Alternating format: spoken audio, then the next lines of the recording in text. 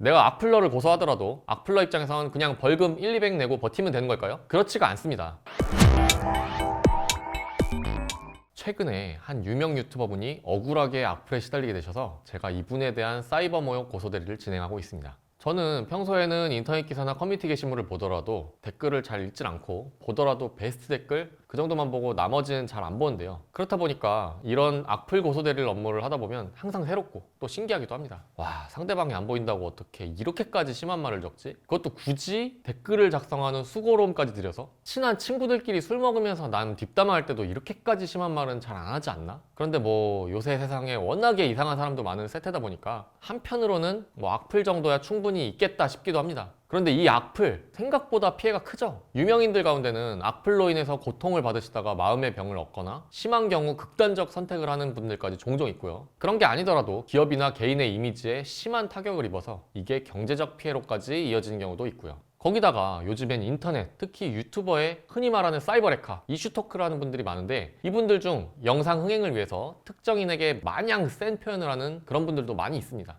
이렇게 악플이나 기타 사이버 모욕 피해를 입고 있다면 이제 대응을 해야겠죠. 먼저 사이버 모욕죄라는 표현을 흔하게 쓰는데 법상으로 사이버 모욕이라는 게 따로 존재하진 않고요. 형법상의 모욕죄를 적용하게 됩니다. 이때 명예훼손도 같이 짚고 넘어가셔야 되는데요. 악플러가 적은 내용이 뭔가 구체적 사실이다. 근데 그게 내 명예를 훼손할 만한 내용이다. 그러면 이제 그 구체적 진실이 진실이든 허위든 간에 명예훼손이 됩니다. 근데 그게 아니라 악플 내용이 구체적 사실이 아니라 뭔가 추상적 판단이나 경멸적 표현이다. 이건 이제 모욕죄입니다. 처벌 수위는 명예훼손이 모욕죄보다 조금 더 세긴 합니다. 아무튼 악플 내용이 구체적 사실이면 명예훼손, 추상적 표현이면 모욕죄가 되는데요. 이 명예훼손이나 모욕에는 공통된 요건도 두 가지가 있습니다. 요즘은 명예훼손이나 모욕으로 상담 오시는 분들이 이 정도는 대부분 알고 계시던데요. 바로 공연성 그리고 특정성입니다. 공연성이라는 거는 불특정 또는 다수인이 인식할 수 있는 상태, 이걸 의미하는데요. 인터넷 기사나 게시글에 공개 댓글로 악플을 단다. 이거는 뭐 공연성 요건은 바로 충족하신다고 보면 됩니다. 근데 그게 아니라 롤이나 피파 같이 게임을 하다가 상대가 나한테 1대1 채팅으로 쌍욕을 박는다, 패드립을 쳐서 화가 난다, 이 경우에는 아쉽게도 공연성 요건이 바로 충족되질 않습니다. 두 번째로는 특정성인데요. 명예훼손이나 모욕을 하는 상대방이 누군지 특정이 돼야 된다는 겁니다. 근데 꼭 사람의 이름이나 명칭을 직접 명시해야만 되는 건 아니고 악플 내용을 전후 맥락과 종합해 볼 때 어떤 사람을 지목한다는 걸 알 수 있을 정도면 특정성이 있다고 봅니다. 그러니까 막 악플 중에 뭐 주어 없다 이러면서 깐족되시는 분들이 있는데 그것도 특정성이 꼭 탈락된다고 보기가 어려운 거죠. 그래서 특정인에 대한 인터넷 기사나 게시글은 이 특정성 요건도 바로 충족하는 거고요. 게임 내의 욕설 같은 경우에는 아이디나 닉네임만 있으면 뭐 특정성이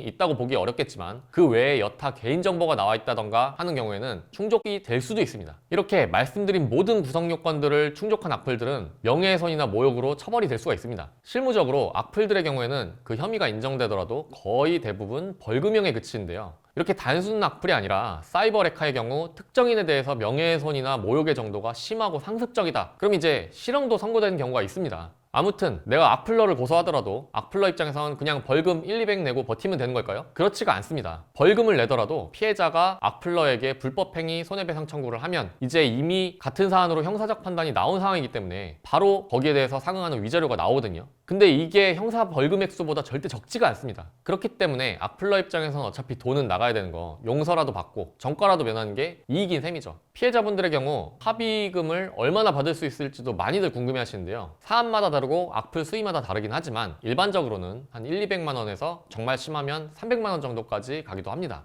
그리고 악플 중에서 피해자분들에게 정말 심한 성적 모욕을 하는 경우가 있다. 이건 이제 성폭법에 규정된 통신매체 이용 음란죄에 해당하기 때문에 이걸로도 고소를 하게 됩니다. 이건 명예훼손이나 모욕과는 또 다른 차원의 페널티인데요. 벌금형 상한도 2천만 원으로 훨씬 높기도 하거니와 무려 성범죄에 해당하기 때문에 이걸로 벌금 100만 원 이상을 받는다? 그러면 3년간 공무원 임용 결격 사유가 됩니다. 그리고 또 하나, 통매음은 앞에서 언급드린 공연성 요건도 필요가 없기 때문에요. 공개된 댓글이 아닌 비공개 댓글, 1대1 메시지 등으로 하더라도 처벌이 가능하다는 점도 있습니다. 이렇게 악플러들을 고소하는 건들의 경우 주로 대량 고소가 많기 때문에요. 기사나 게시글에 달린 악플들을 일목요연하게 정리하고 캡처해서 첨부하고 하는 업무들만 해도 개인이 직접 하기에는 어려움이 있고요. 이제 접수해서 진행이 되면 악플러들 중 상당수가 연락이 와서 합의를 하고 싶다고 하는데요. 이런 연락도 일일이 직접 받으시기에는 어려움이 있으십니다. 그래서 악플러 고소의 경우에는 변호사에게 맡기는 걸 추천드리는 사건들 중 하나이기도 합니다. 이 작업도 쉬운 작업이 아니긴 한데요. 여러 차례 수행을 하다 보니까 이제 노하우가 좀 생기더라고요. 그러면 이렇게 악플러를 고소한 건 고소하는 거고, 악플이 달리게 하는 나쁜 기사나 비방 게시글은 어떻게 해야 될까요? 계속 방치하면서 추가 피해가 생기는 걸 보고만 있어야 될까요? 물론 여기에 대해서도 명예훼손이나 모욕 고소를 하거나 민사적으로 위자료 청구를 하거나 할 수도 있지만, 더 근본적으로는 게시글 자체를 지우는 게 좋겠죠. 이건 이제 두 가지 방법이 있는데요. 하나는 네이버나 여타 포털들의 고객센터에 자체적인 심의 기능, 신고 기능이 있기 때문에 그걸 이용하는 방법이 있고요. 두 번째로는 법원에 게시글 삭제 청구 소송을 제기하는 방법이 있습니다. 포털에 자체 신고하는 방법의 경우에는 신속하다는 장점이 있긴 한데, 포털 입장에서도 어느 정도 보수적으로 대응을 할 수밖에 없기 때문에 받아들여지는 범위가 상대적으로 작다는 측면이 있고요. 이 경우에는 이제 부득이 게시글 삭제 청구를 해야 됩니다. 이 소송은 시간이 꽤 오래 걸리기 때문에 먼저 게시금지 가처분을 신속하게 신청을 해서 추가적인 피해를 일단 막은 뒤 그 다음에 소송을 진행을 해야 됩니다.